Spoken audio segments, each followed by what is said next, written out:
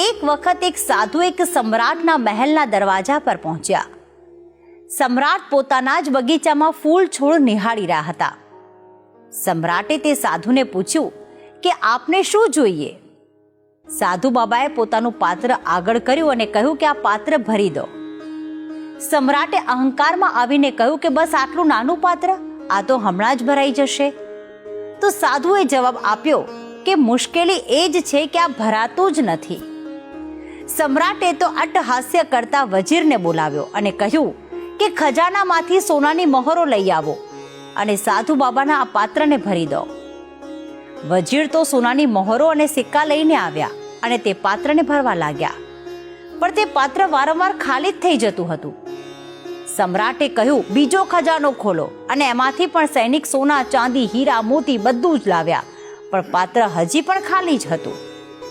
બપોર થવા આવી. સમ્રાટ તો મૂંઝવણમાં મુકાઈ ગયો, કારણ કે આખો ખજાનો ખાલી થવા આવ્યો હતો, પણ આ પાત્ર તો ભરાતું જ ન હતું. તેણે સૈનિકોને નગરમાં મોકલ્યા અને જાહેરાત કરાવી કે તમારી પાસે જેટલી પણ ધન સંપત્તિ હોય બધું જ લઈને આવો, સમ્રાટના પ્રતિષ્ઠાનો સવાલ છે. તમામ નગરજનો આવ્યા અને એક બાદ એક સામાન, સંપત્તિ બધું જ પાત્રમાં નાખવા લાગ્યા. તેમ છતાં તો પાત્ર ખાલી ને ખાલી જ રહ્યું. આવું કરતા કરતા સાંજ પડી ગઈ.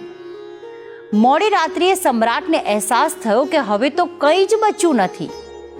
તે સાધુના ચરણોમાં પડી ગયો અને કહેવા લાગ્યો કે પ્રભુ ક્ષમા કરો, હું આ પાત્રને ન ભરી શક્યો. પણ જતા જતા મને એ કહેતા જાઓ કે આ પાત્ર શેનું બનેલું છે જે ભરાતું જ નથી? તમે જરૂર કોઈ જાદુ કર્યો છે.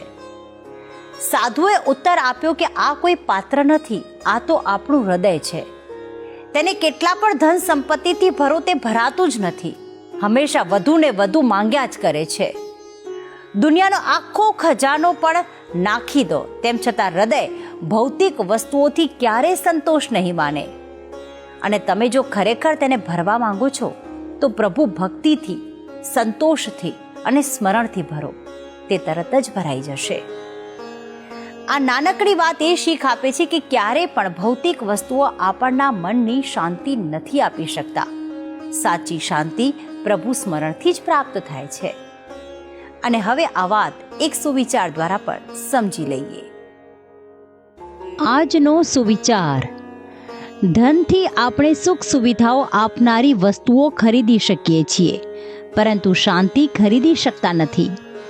જ્યાં સુધી હૃદયમાં સંતોષ આવશે નહીં, આપણું મન અશાંત જ રહેશે.